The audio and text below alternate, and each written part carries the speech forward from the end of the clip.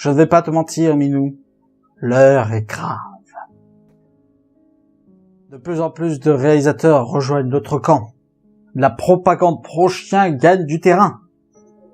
Le dernier film a même accusé les chats de faire partie d'un complot visant à détruire tous les chiens, faisant passer les chats pour des nazis.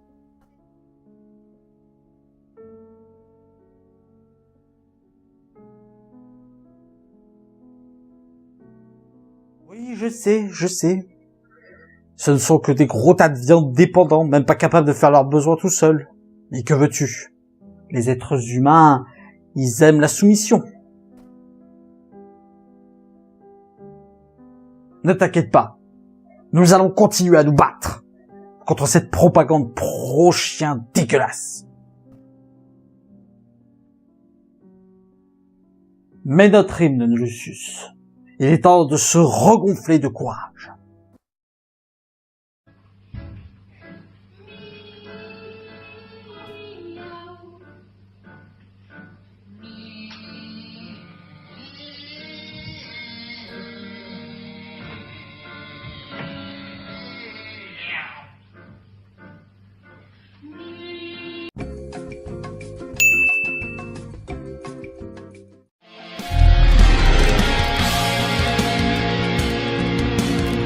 L'île aux chiens, film de Wes Anderson, qui en est aussi le scénariste. Avec, dans le casting original, Bryan Cranston, Jeff Goldblum, Edward Norton et Bill Murray. Et dans la VF, Vincent Lindon, Mathieu Almaric, Romain Duris et Hippolyte Girardot. Dans un futur dystopique, au Japon, la ville de Megazaki est submergée de ce qu'on appelle la grippe canine. Elle décide donc d'expulser tous les chiens sur une île poubelle. Mais quelques mois plus tard, un petit garçon japonais va y venir pour y trouver son chien. Alors, que vaut ce film? Bah franchement, il est très cool. Le film a décidé comme style d'animation de nous faire du stop motion, ce qui je trouve est vraiment approprié pour ce qu'il nous propose. Déjà parce que le film, à chaque plan, regorge de détails qui sont bien mis en avant par la stop motion. Les couleurs sont également bien mises en avant, ce qui nous donne à chaque plan des tableaux très détaillés et impressionnants esthétiquement parlant. De plus, je trouve que le stop motion arrive à bien mettre en avant la culture japonaise, que ce soit dans le design des personnages, dans l'architecture, ou même dans des choses typiquement japonaises, comme le théâtre kabuki.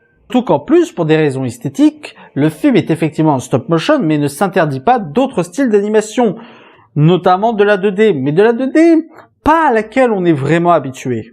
On sent que Wes Anderson a vraiment un amour pour la culture japonaise. Ça se sent dans les décors, ça se sent dans les personnages, ça se sent dans la culture, ou même ça se sent dans le dialecte. Il faut savoir que toutes les phrases japonaises ne sont pas traduites et n'ont pas été doublées. Le film se permet de nous faire la traduction simultanée de tout ce qui nous est dit en japonais. Le film a un rythme assez particulier. On peut pas parler vraiment de moments de pause et de moments d'action. Tout est dans un instant un peu entre deux.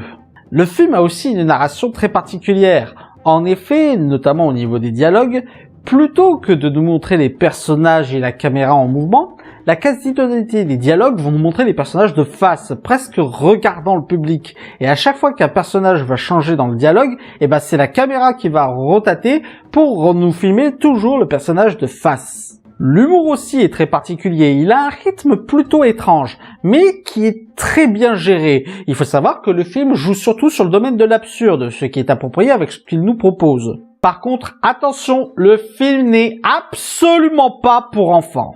Je préfère vous prévenir parce qu'on a tendance à se dire qu'un film d'animation est forcément un film pour enfants, mais pas du tout.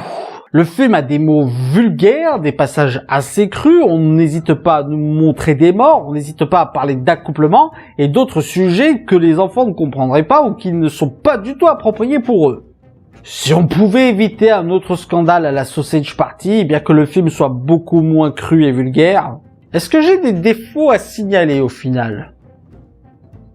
J'en ai deux, dont un, je ne suis pas sûr de vraiment l'imputer au film.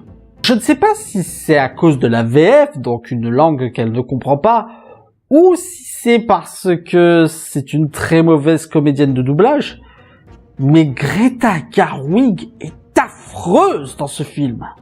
Elle n'arrive pas à y mettre les émotions et toutes les répliques qu'elle donne sonnent affreusement creuses. C'est dégueulasse à ce niveau-là. Et un autre truc qui m'a exaspéré, le film va trop vite et il utilise pas mal de grosses ficelles scénaristiques.